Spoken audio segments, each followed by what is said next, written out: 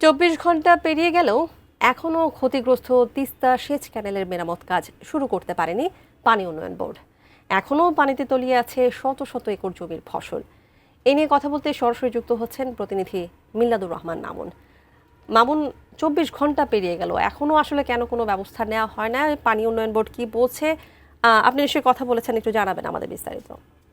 ধন্যবাদ তানিয়া। আপনি যেমনটি বলছিলেন যে আসলে ২৪ ঘন্টা পেরিয়ে গেলেও কেন ব্যবস্থা নেওয়া হয়নি। আসলে কিছুক্ষণ আগে আমি নীলফামারী যে পানি উন্নয়ন বোর্ডের নির্বাহী প্রকৌশলী আতিকুর রহমানের সাথে কথা বলেছি। উনি যেমন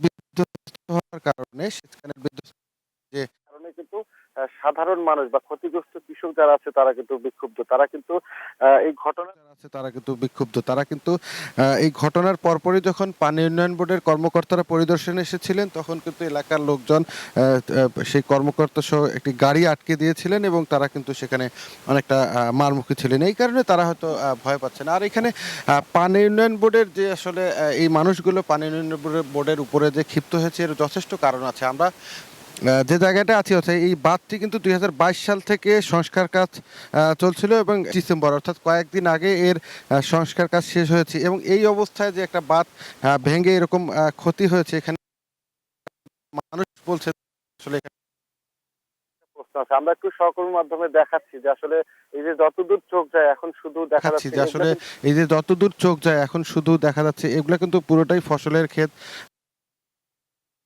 এই পানি ডুবে যাওয়ার কারণে কিন্তু সেই ক্ষেতগুলো নষ্ট হয়ে গিয়েছে।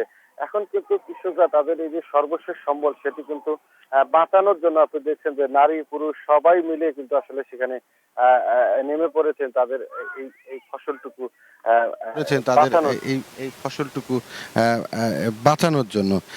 আর আমি কৃষি বিভাগের সাথে কথা বলেছি। নীলফামারী সদর উপজেলার যে কৃষি কর্মকর্তা আতিক আহমেদ উনি যেমনটি বলেছেন যে আসলে প্রাথমিকভাবে ৫৬ হেক্টর অর্থাৎ ১৩৮ একর ফসল পানি নিমজ্জিত হয়েছে এবং এটি আসলে প্রাথমিক হিসাব বলছেন তারা।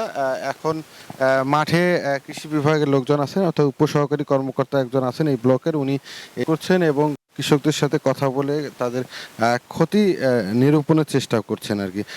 আমরা আরেকটি বিষয় এখানে জানতে পারছি যে এলাকার লোকজন এখনো কিন্তু অনেকটা বিক্ষুব্ধ অবস্থায় আছে। তারা পানি উন্নয়ন বোর্ড এখনো যে ২৪ ঘন্টা পার হয়েছে তারা কাজ শুরু করেনি। এই কারণে তারা কিন্তু অনেক বেশি ক্ষিপ্ত। আমরা অদূরে একটি মাইকিং হচ্ছে শোনা যাচ্ছে যে তারা হয়তো এই এই এই এই যে ঘটনাটি ঘটেছে অর্থাৎ বাঁধ ক্ষতিগ্রস্ত হওয়ার কারণে বা পানি উন্নয়ন বোর্ডের গাফিলতির কারণে যে কৃষকদের যে ক্ষতিটা হয়েছে তারা আসলে এই ক্ষতিপূরণ চান এবং এর সাথে যারা জড়িত এই গাফিলতির সাথে যারা জড়িত তাদের যদি বিচার না হয় সেক্ষেত্রে তারা কিন্তু ডিসি অফিস ঘেরাওয়ের মতো কর্মসূচি নেবেন। আমরা কিন্তু যখন কথা বলছি তখন এরকম একটি মাইকিং আমাদের কানে আসছে।